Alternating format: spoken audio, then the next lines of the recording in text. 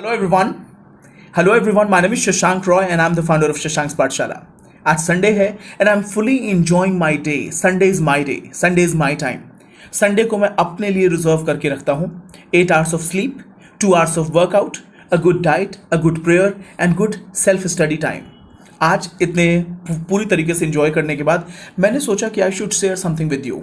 और ये बहुत इंपॉर्टेंट टॉपिक है आज का, और उस टॉपिक का नाम है प्रोक्रास्टिनेशन. प्रोक्रास्टिनेशन को अगर हिंदी भाषा में समझें तो इसको लेट लतीफ़ी की आदत कहते हैं. काम को टालते रहने की आदत. बचपन से हमें नसीहत दी जाती है काम को टालने की आदत बुरी है. आज का काम आज फिनिश करना है, अगर आज फिनिश नहीं किया तो नहीं होगा. लेकिन हमने क्या सुन रखा है, आज का काम कल करो, कल का काम परसों. इतनी जल्दी क्या है बेटा, जब जीना है बरसों. और ये कहानी बिल्कुल सच साबित होती है हम सबके ऊपर.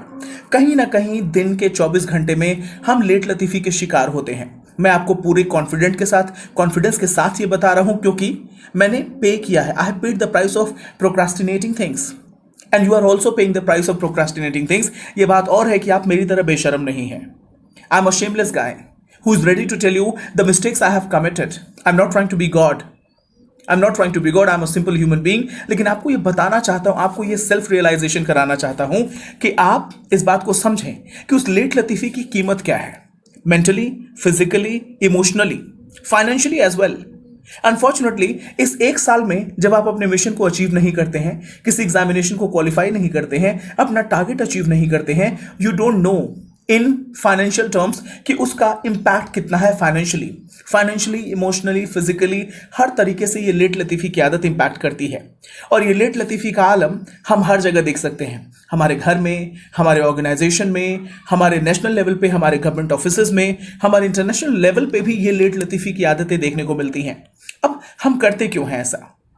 डिस्पाइट हमें इस बात का पता होता है कि हमें पढ़ाई करनी है, हमें अपना रूटीन बनाना है, हमें सही समय पे डिनर करना चाहिए, हमें कम से कम 8 घंटे की नींद लेनी चाहिए, हमें बहुत ज़्यादा सोशल मीडिया पे टाइम स्पेंड नहीं करना चाहिए, हमें ड्रिंकिंग नहीं करनी चाहिए, हमें स्मोकिंग नहीं करनी चाहिए, हमें जॉगिंग करना चाहिए बिकॉज हेल्दी माइंड के लिए हेल्दी बॉडी बहुत ज़रूरी है. But why do we procrastinate? Why do we procrastinate? अगर आप जिम में जाके देखेंगे तो सिर्फ 95% लोग आते हैं, सिर्फ 95% लोग सिर्फ फन एंड फ्रॉलिक के लिए आते हैं, to make friendship, to make connection, to make to find a suitable girl and to find a suitable boy. Competition की अगर बात करें तो किसी भी फील्ड की बात करें, किसी भी फील्ड में कंपटीशन सिर्फ 1 से 2% लोगों के बीच में है. सिर्फ 1 से 2% लोगों के बीच में है जिनको अपना पर्पस पता है, जिनको अपना मिशन पता है, हु आर डिसिप्लिन्ड और उन्होंने अपना होमवर्क किया हुआ है. लेकिन बाकी जो 98% है वो सिर्फ भीड़ है, और शायद हम उस भीड़ को देख के डर जाते हैं. हम किसी चीज को अटेम्प्ट ही नहीं करते क्योंकि हमें यह डर लगता है कि अगर हम फेल हो गए तो लोग क्या कहेंगे. और यह चीज आपकी लेट लतीफ़ी की आदत में बदल जाती है. कई लोग परफेक्शनिस्ट होते हैं. उन्हें यह लगता है जब चीजें मुकम्मल हो जाएंगी, बहुत हाई स्पीड इंटरनेट ले लेंगे, पापा पैसा ट्रांसफर कर देंगे, बहुत अच्छा दिन आ जाएगा, हम जनवरी से शुरुआत करेंगे क्योंकि नया साल है, या हम मंडे से शुरुआत करेंगे क्योंकि वो सप्ताह का पहला दिन है, हम 1 तारीख से शुरुआत करेंगे क्योंकि वो महीने का पहला दिन है, हम 4 बजे उठना शुरू करेंगे क्योंकि वो ब्रह्म मुहूर्त है. बट अनफॉर्चुनेटली ये बड़े बड़े प्लान शैटर्ड हो जाते हैं. न्यू ईयर के रेजोल्यूशन सिर्फ 15 दिनों में जाके या 20 दिनों में जाके जो है वो ब्रेकआउट हो जाते हैं. न्यू ईयर रेजोल्यूशन बिल्कुल, मैंने बहुत लोग को डायरी परचेज करते हुए देखा है, प्लानर परचेज करते हुए देखा है, लेकिन 15 दिन 20 दिनों के बाद वो न्यू ईयर रेजोल्यूशन जो है लड़खड़ा जाता है. Why does that happen? क्योंकि आपने अपनी लेट लतीफ़ी की आदत को सुधारा नहीं है. बहुत से हो सकते हैं आपका गोल बहुत बड़ा है और शायद आप उस गोल को अच्छे तरीके से प्लान नहीं कर पा रहे हैं, छोटे छोटे टुकड़ों में आपने उसको डिवाइड नहीं किया है. हो सकता है कि आपका टारगेट बहुत बड़ा हो और शायद आप उस टारगेट के अचीव करने के बाद जो आपका रिवॉर्ड है वो आप नहीं देख पा रहे हैं. हो सकता है कि आपका disconnect, there may be a disconnect between what you want to achieve and what you are doing. There may be a disconnect. Fear of failure एक अदर फैक्टर है. हो सकता है कि आपने बहुत बड़ा टारगेट बना लिया हो कि मैं इस वीक में 100 डेज पढ़ाई करूंगा क्योंकि एलॉन मस्क ने अपने कोट में बोला है, are you ready to work for 100 hours in a week? Work for 100 hours in a week and you'll become great. तो शायद आपने वो कोर्स सुन के आप इंस्पायर हो चुके हैं और 100 घंटे का अपना प्लान बना लिया है. That may be a reason. हो सकता है कि आप फियर ऑफ इवैल्यूएशन, लोग क्या कहेंगे, ये सबसे बड़ी बीमारी है. बहुत से कारण हैं. I don't want to speak the language of psychology, I want to speak the language of a common man. एक देसी लैंग्वेज में आपसे बात इसलिए कर रहा हूं क्योंकि आप सबको समझा सकूं मैं. समझाना इसलिए नहीं है because I want to be your mentor, I want to be someone who is going to change the entire world. I am sharing my mistakes, the mistakes I am committing. Robin Sharma के words में अगर सुने तो Robin Sharma says that unexpressed talents gives a pain for the lifetime. Unexpressed talent gives pain for the lifetime. अगर आपका कुछ talent है और वो टैलेंट आपने रियलाइज नहीं किया तो वो आपको लाइफ टाइम तक का पेन देगा। And then you will talk about luck, you will talk about unfavour, you will talk about nepotism and one or the other things. Procrastination सबसे बड़ी बीमारी है। कोई भी बड़ा टारगेट अचीव करने से पहले मैं बस आपको एक सलाह देना चाहता हूं, और कुछ मत कीजिए। पूरे दिन की रूटीन को इतना फॉलो कीजिए ना कीजिए वो बात अलग है, आप 10 घंटे स्टडी करें या ना करें, but I want you to control just 4 hours of your life. 4 hours. 4 hours वो शुरुआत कब होता है? The time when you leave your bed, और especially early morning. Early morning, ये आपको तरीका बता रहा हूं अपनी लेट लतीफ़ी की आदतों को बदलने के लिए। मैंने बहुत से बच्चों को देखा है, बहुत से स्टूडेंट्स हैं, मेरे क्लासमेट्स हैं, मैं भी उनमें से एक हूं और अभी भी प्रैक्टिस कर रहा हूं मैं। हम क्या सोचते हैं? 4:30 का अलार्म लगाते हैं, 4:30 AM, क्योंकि ब्रह्म मुहूर्त होता है, उस समय पढ़ने में बहुत सी चीज़ें ईजिली ग्रास्प हो जाती हैं, या वो टाइम है जब हमें उठना चाहिए। बहुत से लोग प्लान बनाते हैं और अलार्म लगाते हैं अगले दिन उठने के लिए, शूज़ रेडी हैं, ड्रेस रेडी है, but what is lacking is will power. 4:30 पे आपने स्नूज बटन प्रेस किया, 4:30 से 5:30, 5:30 से 6:30, 6:30 से 8:30 और 8:30 से 10:30 AM हो जाता है। सब सूरज उग आता है, पूरा अपना प्रचंड प्रताप के साथ सूरज भूमंडल में होता है, सूरज की रोशनी बिखरी होती है, चिड़िया चहचहा रही होती है, कबूतर गुटरगू कर रहे होते हैं, रोड पे लोगों का आना जाना हो जाता है और आपको लगता है नहीं, मुझे आइसोलेशन चाहिए अपने परफॉर्मेंस के लिए, सो आज नहीं, मैं कल कर लूंगा। उसके बाद से हम उठते हैं, एक कॉफी लेते हैं, सुट्टा लेते हैं, जो भी आपको लेना हो लीजिए, लेते हैं। उसके बाद से हम फेसबुक स्टोरीज में लग जाते हैं, फिर हम इंस्टा पे जाते हैं, फिर हम व्हाट्सएप में सबका स्टेटस चेक करते हैं कि कौन क्या कर रहा है, और दैट कंज्यूम्स 3 और 4 आवर्स ऑफ आवर लाइफ। अगर 3 and 4 आवर्स का लाइफ टाइम वो कंज्यूम नहीं भी करता, so we are completely derailed from our project. We miss that energy which we gained after having a peaceful sleep. So मैं बस ये कहूंगा, और कुछ ना कीजिए, सिर्फ आप इनिशियल 4 आवर्स को कंट्रोल करने की कोशिश कीजिए, कंट्रोल नहीं, यूटिलाइज करने की कोशिश कीजिए। वेक अप अर्ली, जब पूरी दुनिया सो रही हो। अगर आप 4:30 पे उठते हैं, 5:30 पे उठते हैं, तो 9 बजे तक आपका 4 घंटे का टाइम आप पीसफुली यूटिलाइज कर सकते हैं। इस टाइम आपको कोई डिस्टर्ब करने वाला नहीं है, कूड़े वाला आपके दरवाजे पे नॉक नहीं करेगा, पानी वाला आपके दरवाजे पे नॉक नहीं करेगा, ठीक है, गली में बच्चे शोर नहीं मचाएंगे, आपको कोई फोन कॉल नहीं करेगा 8:30, 7:30, 6:30 पे, till the time it is not urgent. So ये आपका वो जोन होगा जिस समय आप बिना किसी डिस्ट्रैक्शन के काम कर सकते हैं। जैसे मैंने लेट लतीफ़ी को, प्रोक्रास्टिनेशन को एपिडेमिक का नाम दिया है, उसी तरीके से distraction is an epidemic. Distraction is an epidemic. आज की डेट में कंसोलिडेटेड वे में और कंसंट्रेशन के साथ काम करना अपने आप में एक बहुत बड़ा अचीवमेंट है। My phone is on airplane mode. Most of the time मेरा फोन एयरप्लेन मोड पे होता है जब मैं अपना बहुत डीप वर्क कर रहा होता हूं।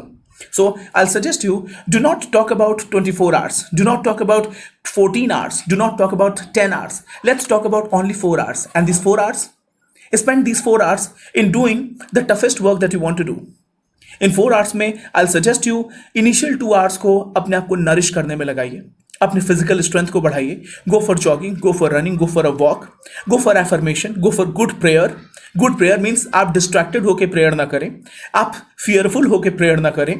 कई लोगों को मैंने प्रेयर करते हुए देखा है, वो प्रे करते हैं, हे भगवान प्लीज इस बार बचा लेना, इस बार एग्जामिनेशन अगर नहीं निकला तो मम्मी पापा शादी करा देंगे, मैं फिर से मुझे दिल्ली से वापस लौटना पड़ेगा, इस बार मेरे हाथ पीले हो जाएंगे, प्लीज ऐसा भगवान प्लीज बचा लीजिएगा। That's a fearful prayer, that prayer will never be answered, and if that prayer is going to be answered, that will bring negativity in your life. और एक पॉजिटिव प्रेयर के लिए आपकी बॉडी का पॉजिटिव होना बहुत जरूरी है। बात शुरू हुई थी लेट लतीफ़ी से, और हम यहाँ पे प्रेयर की बात कर रहे हैं क्योंकि हर चीज एक दूसरे से इंटरकनेक्टेड है।